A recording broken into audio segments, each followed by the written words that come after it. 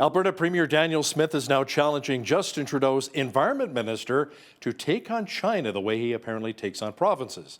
Now, to chat about this in more detail is political reporter and Sun columnist Brian Lilley, who joins us once again from Toronto. Brian, what is Premier Smith saying to Minister Stephen Guilbeault?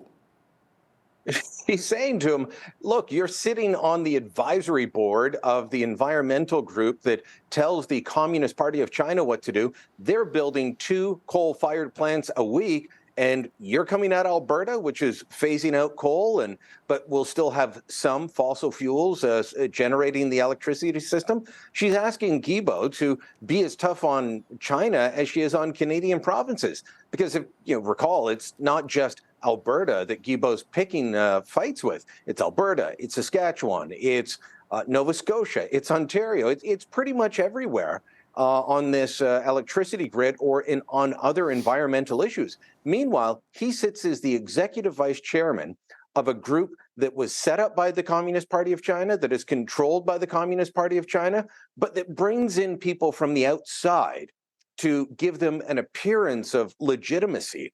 And that's what he's doing here. Now, some people have pointed out, oh, yes, but Peter Kent sat on that years ago when he was Stephen Harper's environment minister. Sure, perhaps. But guess what? We didn't have China kidnapping our citizens back then, engaging in economic warfare over crops like canola or pork. We didn't have them interfering in our elections or setting up secret police stations to intimidate Chinese Canadians. So things have changed dramatically. And for Guilbeault to lecture the rest of the country on reducing climate emissions as he flies to China to advise a government that builds 2 coal plants a week, Smith is onto something. She's absolutely right to call Guilbeault out, but don't expect him to raise his voice in China. Brian, a recent cross-Canada poll finds the vast majority of Canadians believe that parents should be informed before a school changes a student's name, gender, or pronouns. Brian, how did we even reach this point? We reached this point because over the last several years, activists in the school system, and let's face it, doesn't matter where you live in Canada, there are activists in the school system trying to bring their particular politics into the classroom. Well, they've been busy at work, and they've brought about policies in different parts of the country to say that to protect trans or non-binary kids, non-conforming kids sexually, that if they want to change their name or their pronouns or their gender at school, that parents should not be informed.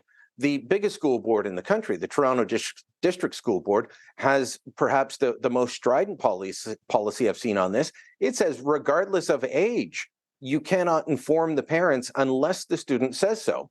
So imagine a 4-year-old says, oh, I'm a boy, but I think I'm a girl now. I want to be called, girl's name. I want to be recognized as a girl. They're 4. Should we tell your mom and dad? No, don't tell mom and dad.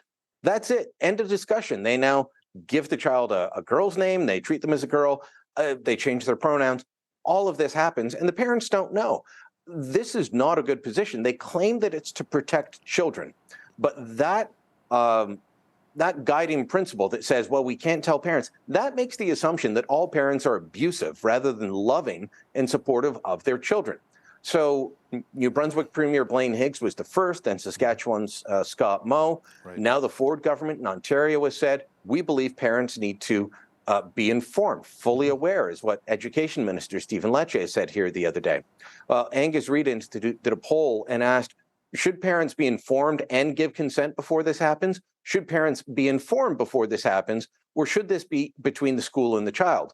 78% said either parents, the largest group, I think it was 43%, said parents need to be informed and give consent. Another 35% said parents need to at least be informed. It's a small minority, 16%, that said, no, it's just up to the child and the school. That's the position of Justin Trudeau, by the way. If you recall, when this issue was raised a few months ago, he claimed that it was the far right attacking trans kids and importing American politics. Well, apparently 69% of people who voted Liberal in the last election are far right to the Prime Minister, because that's how many people who voted Liberal in the last election said support this policy. The majority of New Democrats support the policy. The majority in every age group support this policy of informing parents. But there's a small group, they've been active, and now school boards, or I guess provincial governments, are having to push back. But depending on where you live, the rules are going to be different over how much authority the province has over the school boards and policies they may insert. So it's going to be an interesting time watching this play out, Hal. Absolutely, Brian. And you know, a lot of the critics who say that the parents should not be involved, they say it's for their child's own protection between the school, the teachers, and the child. That's a big reason why. Yeah, look, if you're going to be keeping secrets from parents about their own children, you better have a good reason. Obviously, there's going to be some parents who are abusive. Schools and school officials say they already have policies for dealing with that because they might know that a certain child, they live in a home where abuse happens, physical abuse or different kinds, and they have procedures in place for dealing with those situations. And you can call in school psychologists, you can call in children's aid, all these things. But assuming that every parent is going to be abusive to their child, that's not a good place to be. That's not a good place to start from. This is the wrong policy, but it's good that the provinces are starting to push back and say, no, parents need to be involved. Brian, the Trudeau government held a big cabinet retreat in Prince Edward Island recently. It was mainly focused on housing and affordability. What's the latest polling showing and where Canadians are really parking their vote right now? Well, I think due to the housing issue and affordability, they're starting to look elsewhere because they're not satisfied. This is a trend that we've talked about for a couple of months now. You remember back to the end of May, I was saying, look, the polls right now would give us the same result that we have now. But polls change. Remember that. Everyone cheering that the Conservatives are out in front. If that's where you're at, remember, polls can change because a few months ago it wasn't like this. But it's been steady since the end of May, moving in the direction of Pierre Poilievre and the Conservatives. They now lead in every jurisdiction, every region except Quebec. The Liberals are in third in some places, including with key demographics. The Liberals are now in third with voters between the ages of 18 and 29 and between the ages of 30 and 45. So that is a major shift for Liberal support. The Conservatives are in first with those demographic groups, the NDP in second, and the Liberals in third in the low to mid-20s. That's got to sting for Justin Trudeau. Every demographic group is leaning more towards the Conservatives than the Liberals at this point. And so I think housing has a lot to do with it. I think of the affordability crisis and the fact that this government seems to be out of touch, doing TikTok videos and social media videos about going for a lobster roll while they're off in picturesque Prince Edward Island. And Canadians are looking at the price of basic foods and wondering why the government declared inflation was over. You know, Brian, many political pundits say we won't see an election until at least 2025 or whenever NDP leader Jagmeet Singh decides to pull the plug on the coalition. Now, could that come sooner rather than later? I'm not one of those that says we won't see an election. When it's a minority parliament, you never know. There'd been some speculation that Trudeau might try and go at as early as September. That was happening a couple of months ago. I don't think these poll numbers would inspire me if I was a Liberal, because it's not just Abacus, it's Main Street, it's Ben Leger, it's most of the polls heading in the wrong direction. 9, 10, 12-point lead for the Conservatives nationally. And then, as I said, all those demographic groups. So who does Justin Trudeau appeal to? Does he just hope that between the Liberals and the NDP, they get enough seats that they can put the coalition back together at the end? That's a dangerous game. So, there could be an election beforehand, but if I was Justin Trudeau, I wouldn't be the one looking to trigger that. Does Jagmeet Singh say, you know what, I need to stand up for people on affordability and show that I'm not just Trudeau's lapdog. I'll go with the Conservatives. Could, but he might get punished by his own voters if there ends up being a Conservative government at the end of that election. So a lot of factors in play. This is what makes minority parliament so interesting. Even when there is a de facto majority due to the coalition, things can change quickly. But that caveat, by the way, also for the Conservatives to keep in mind, that can change quickly for these polling numbers as well, which are in their favor now, but in 6 months may not be. You know, we've seen a lot of the rallies, Brian, with Pierre Poilievre, where hundreds and sometimes even thousands of people attend. It appears as though what he's saying is really resonating with a lot of Canadians from different age groups, different demographics. How sincere do you think Pierre Poilievre is when it comes to scrapping the carbon tax? He talks about it ad nauseum, but you may remember that Erin O'Toole said the same thing, but then had a change of heart, which ultimately cost him the leadership of the CPC. I think that he is going to be steadfast in that, but it'll be up to his MPs and those that elect him to, hold him to that. You can also recall, perhaps I'm aging myself here, but Jean Chrétien swore that he would get rid of the GST and then didn't. One of his cabinet ministers even resigned her seat. Sheila Copps ran again in a by-election and won over the failed promise to scrap the GST. So things can change once you get into government. You've got to remember that this is a government that currently that has put spending through the roof, and they need every revenue tool they can get. That's why we've got a second carbon tax now. And no, you're not getting back more than you pay into it, especially if you're an average suburban family. So would those pressures be on Poilievre if he were to win the election? Absolutely.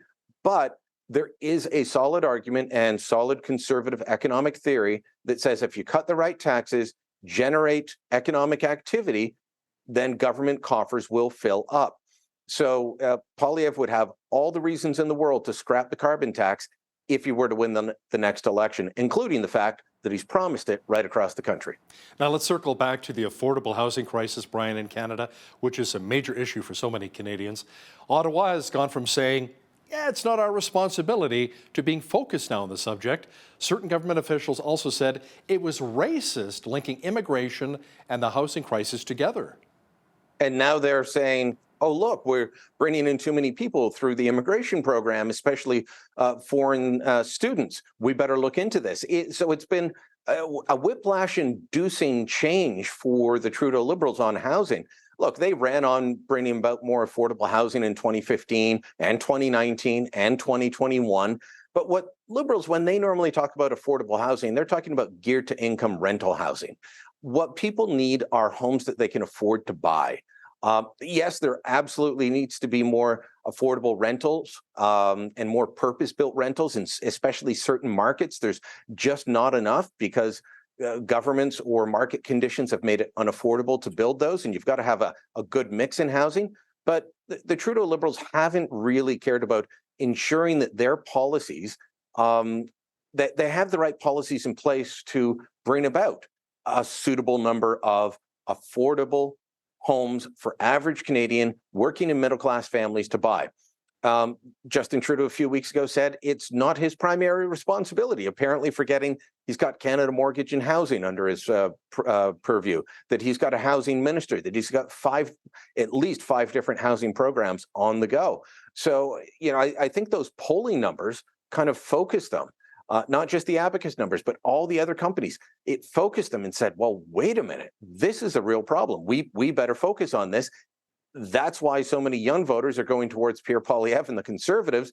We need to get out in front of this. It's going to be difficult for them to change people's minds on this issue in particular. So, if they're going to win back some of those voters, watch for culture war issues where they try and brand the Conservatives as Neanderthals. It's going to be very difficult for them to get in on this. But just quickly on the immigration issue, that is not the only reason that we're having a housing crunch in this country. But when you're adding 900,000 temporary foreign students, as we're doing this year, and we're not ahead on the housing market, that's difficult.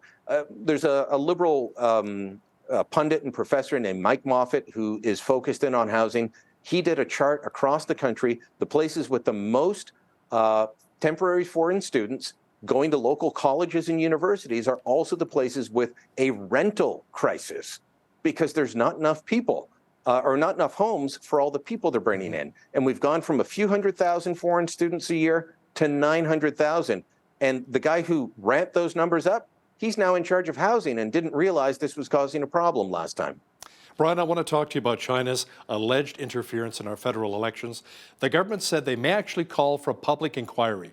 The question is when? That is the $64,000 question. It remains. They have been asked about this several times. They keep saying, well, we're working towards it. After the last time the government gave that answer, Pierre Poilievre was asked, well, they say they're working with you. What's going on? He said, they're not talking to us. We gave them our recommendations for a mandate. We gave them a number of names.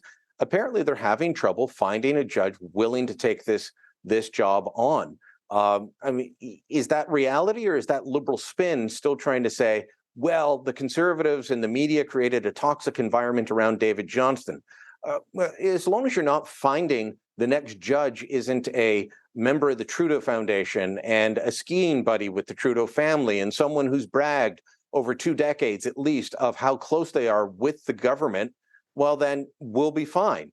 Find someone who's competent. Find someone who isn't tied to the Trudeau family, foundation, or government, and people will accept it and move on. I think that this government is continuing to try and rag the puck on this because it's not an inquiry they actually want to happen. And perhaps if they sit on it long enough, Canadians will forget. I hope not, though. Political reporter and Sun columnist Brian Lilley, thanks so much for joining us today from Toronto. Thanks for having me.